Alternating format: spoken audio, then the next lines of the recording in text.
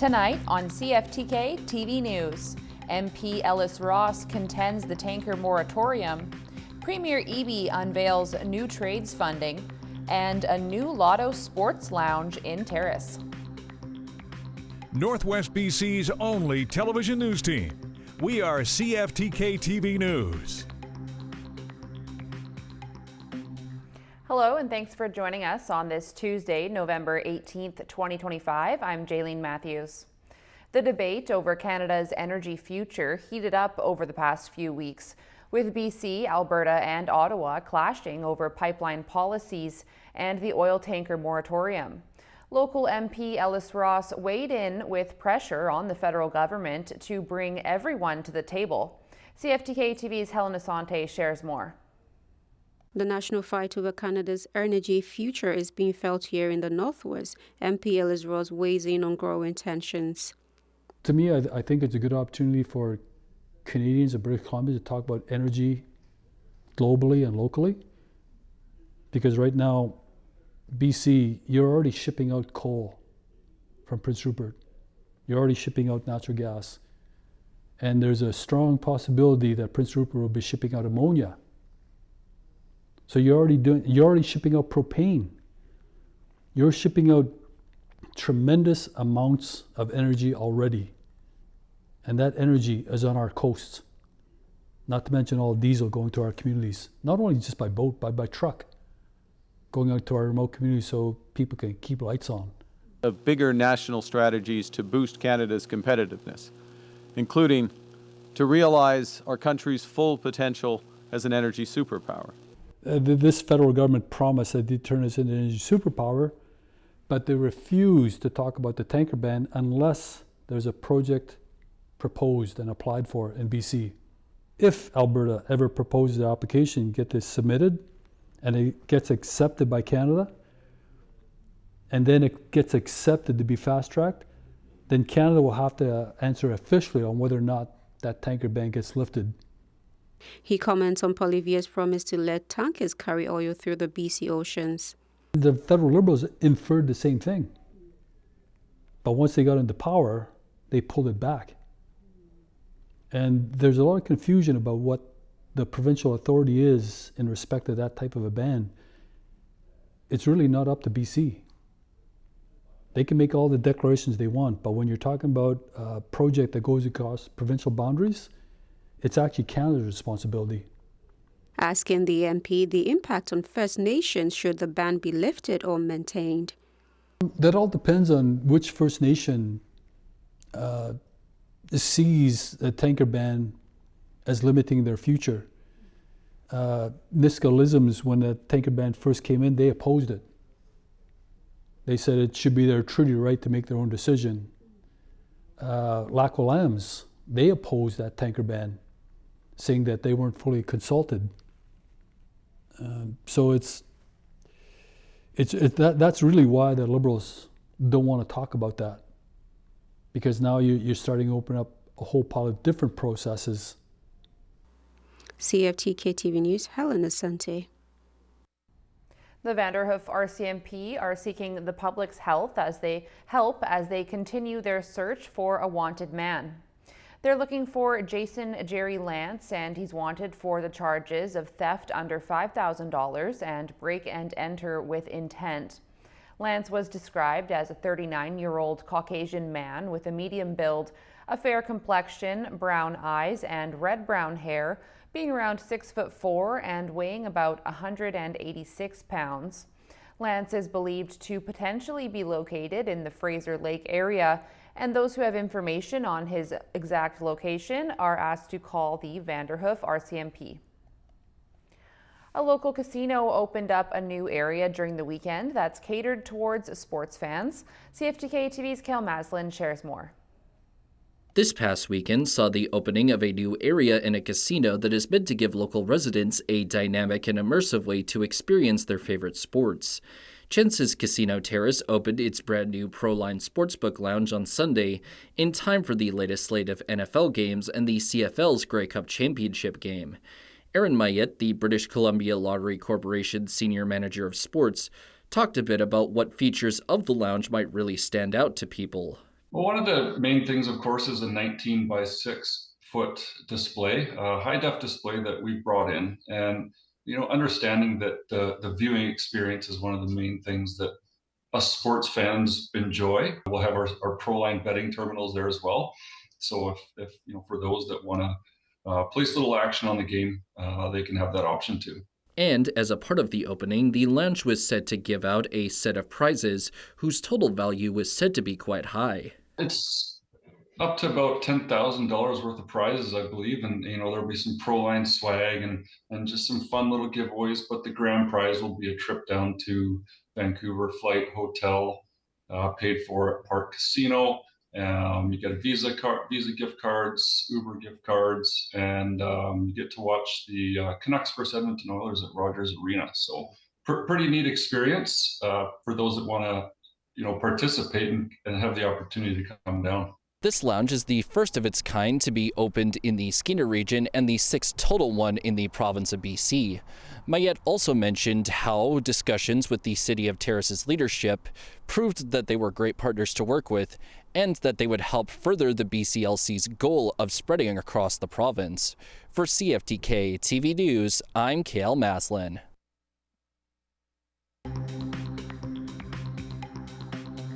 Coming up next, trades investment to spur the BC economy.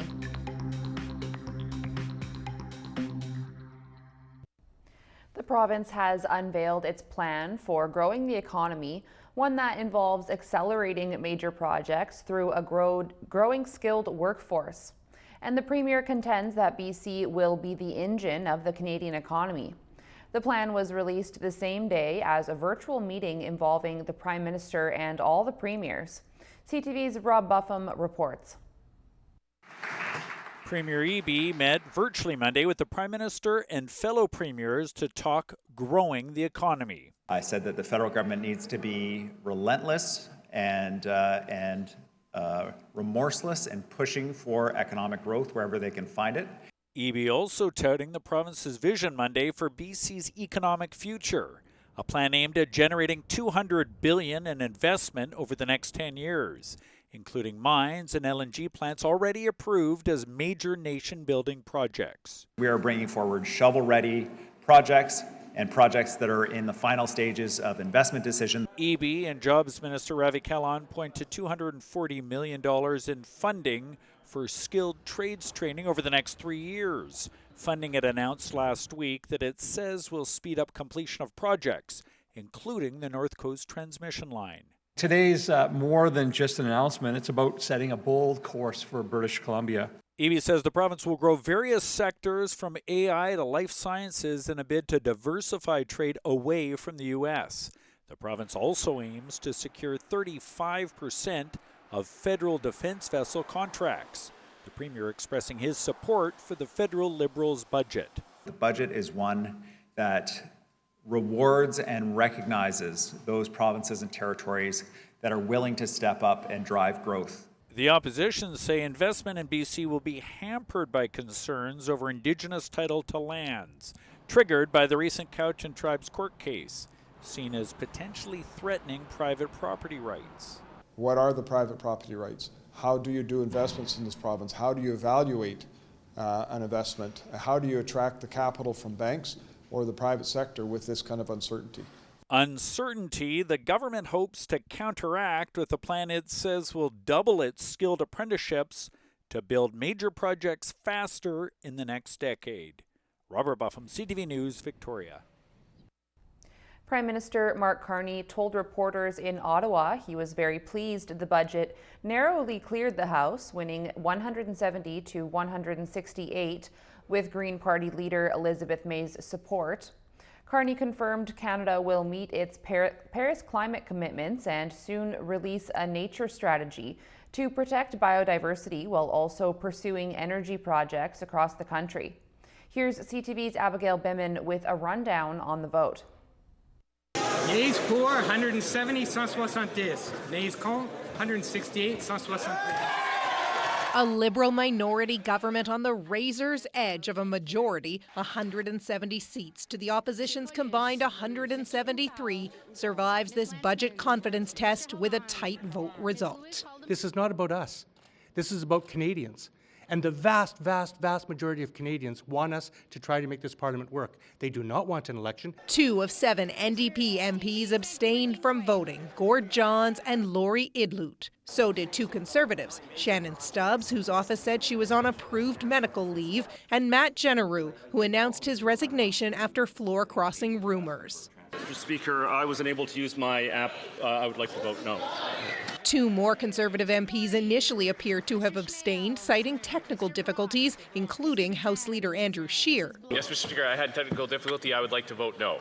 They were both in the House as well.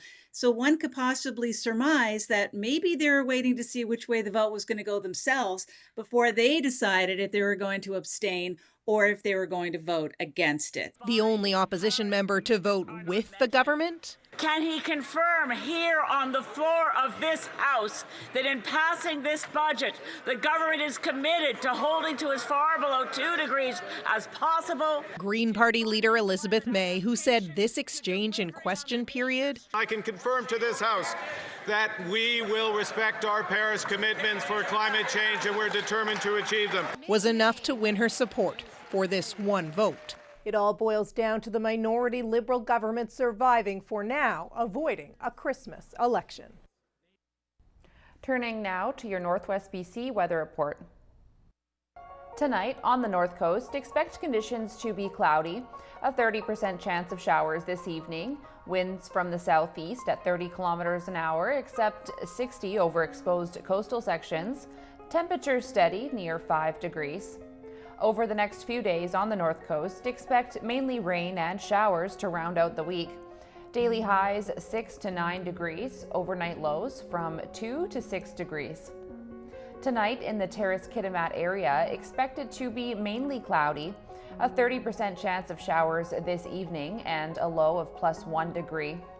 Over the next few days in the Terrace-Kitimat area, expect mostly periods of rain with the possibility of it becoming snow as well. Daily highs from freezing to 3 degrees, overnight lows between -1 and 2 degrees. Tonight in the Bulkley Valley and Lakes District, expect increasing cloudiness this evening. Fog patches developing early this evening and a low of -5 degrees.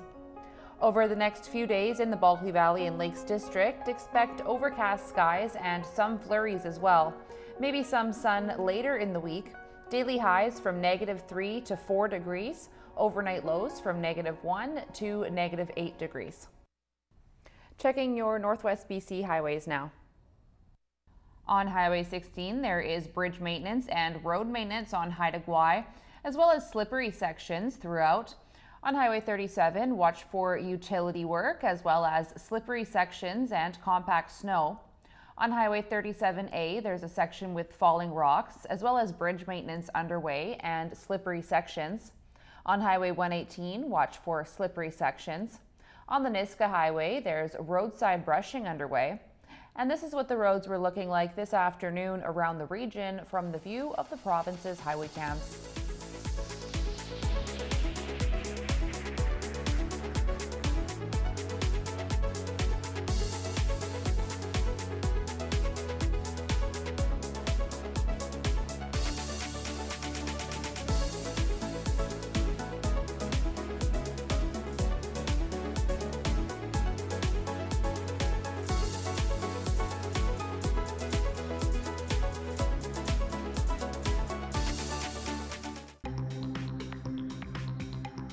Still to come, the Kelowna man who killed his estranged wife appears in court.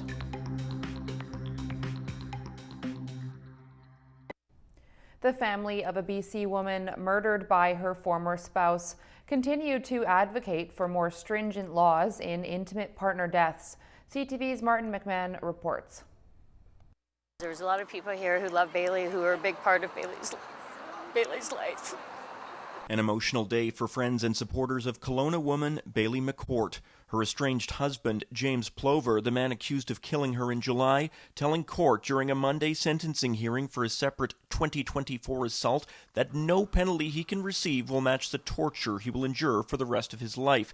The judge reserving his decision in this case until later in the month. I was expecting to see a sentencing done, And again, we are delayed. This comes after a decision from prosecutors to upgrade the charge against Plover in McCourt's killing to first-degree murder, a case in which he's accused of beating McCourt to death with a hammer in a Kelowna parking lot in broad daylight. It was very overwhelming. You know, you don't know a lot about the laws until you go through this kind of stuff. It's great news. I mean, we need a lot of change. We need this to be happening a lot more for a lot of women. Kamloops Thompson-Nicola Conservative MP Frank Caputo introduced a private member's bill called Bailey's Law last month, which would designate the killing of intimate partners as a first-degree murder offense. Two of Bailey's family members visited Parliament recently. We had a meeting with the Minister of Justice. We're not going to go out and tell everybody what that was about, but we were hoping that by now we would have an answer as to where the government stands. Let's get stronger penalties and stronger sentencing so that we're not living in the dark ages anymore. Plover is back in court for appearances related to both cases later this month. Martin McMahon, CTV News. Invasive Group A strep took an Alberta woman's hands and feet, and now she has a warning she wants every Canadian to hear. CTV's Kathy Lee reports. This is called a universal cuff. A simple task most take for granted. Now, a symbol of Jane Haley's fight to reclaim her life after a rare infection not only took her hands, It's like I got a text message, but also her feet. The life-changing event started on August 24th when she experienced some neck pain. the left side of my chest started hurting. The 41-year-old went to the ER where her condition rapidly worsened. She ended up in a medically induced coma for 8 days. But when she woke up, her nightmare was far from over. My hands were turning a different color. They were turning black. Invasive Group A strep sent Haley's body into septic toxic shock, forcing doctors to make an unthinkable choice. It came down to life or limbs, and they chose life, and I'm very grateful for that. Group A strep often causes mild illnesses, but if it hits the bloodstream, it can lead to sepsis and even death. National data shows invasive Group A strep infections increasing over the last decade. This is a global phenomenon that we're seeing these types of infections. People say, well, what could I do to prevent it? And there really isn't much. For Haley, there's still no clear source of her infection. I would just want people to know your body and listen to it. The focus now, redefining her independence. And by her side, her mother, a constant source of strength. Together, they navigate this new reality. I see a future where I will be back to normal. I do. With courage and grace. Kathy Lee, CTV News, Edmonton. Turning to the markets now, Canada's main stock index finished in negative territory, while U.S. markets also fell. The Canadian dollar rose by almost 0.2 cents. The price of gold dropped $8. Oil rose 81 cents. Natural gas was up 4 cents. Aluminum was down 34.50. In Toronto, the TSX dropped almost 40 points. The Venture Index gained 8 points. In New York, the Dow Jones was down almost 499 points, and the Nasdaq was down by 275 points. Still ahead, cervical cancer rates concerning doctors.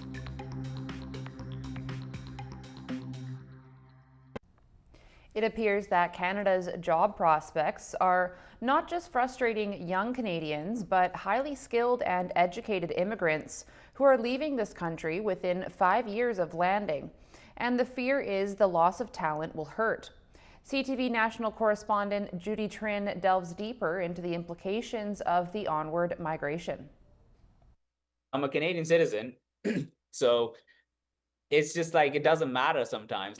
Ankit Mishra immigrated from India. He has a master's degree in international economics and expertise in AI. He speaks French, yet he keeps getting turned down for jobs in Canada. So he's looking overseas, and he's not alone. Canada's most capable immigrants are, in fact, most likely to leave. A new study by the Institute for Canadian Citizenship analyzes 40 years of immigration data and found that 1 out of 5 permanent residents leave Canada within 25 years. The most capable, those with master's degrees or PhDs, leave at twice the rate of someone with a bachelor's degree. They're more likely to move on faster.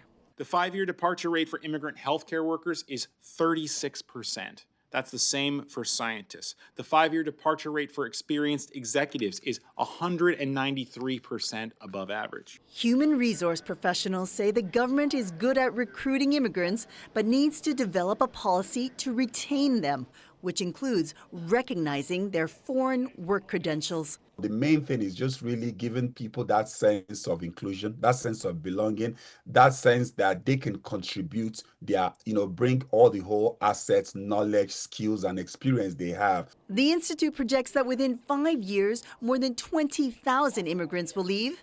Mishra will be among them. In Canada, I'll probably never achieve my potential. But in a place like America, I always have a chance. Experts say the federal government's decision to freeze immigration levels for the next 3 years will further reduce the talent pool needed to grow the economy. After decades of declining cervical cancer rates across Canada, new numbers show progress has plateaued, and it's causing concern among cancer experts. Here's CTV's Sarah Plowman on the push to eliminate the disease. Every day, hundreds of Canadians hear those dreaded words, "You have cancer." For Linda Wu, that moment happened 35 years ago when she saw a doctor for her pregnancy and learned she had cervical cancer. If I hadn't gotten pregnant, I wouldn't have known. I would have been like every other woman who discovered it when it was too late. A new report shows after a long period of steady decline, cervical cancer rates have plateaued. We need to have collective action and concerted efforts to get back on track. For women aged 35 to 55, cervical cancer is actually increasing. The rates now in 2022 are the same as they were in 1992. The Canadian Cancer Society points to several factors behind the shift, like increased transmission of human papillomavirus, HPV, which causes most cervical cancers. They also say there's been low uptake of the vaccine, lower cervical screening rates, and gaps in follow-up care. This is generally a preventable cancer. Dr. Amanda Selk says cervix cancer doctors are noticing more cancer cases, and some are more advanced. If you can just get yourself screened and follow through with treatment, we treat people all the time and they do really well. Screening is also changing as more provinces move to HPV testing as the primary method, a move the Canadian Cancer Society wants all governments to follow. We want to be able to say by 2040, no one will have this cancer in Canada. The report also shows how cancer mortality rates overall have dropped, and mortality rates for lung, colorectal, and bladder cancers have been declining rapidly. Sarah Plowman, CTV News, Fredericton. That's our news for now. For more local news, you can visit us at CFTK-TV.com. All of our stories and newscasts also go up on our TikTok and YouTube pages, so make sure to subscribe to us there. We'll be back tomorrow with more local news. Thanks for watching.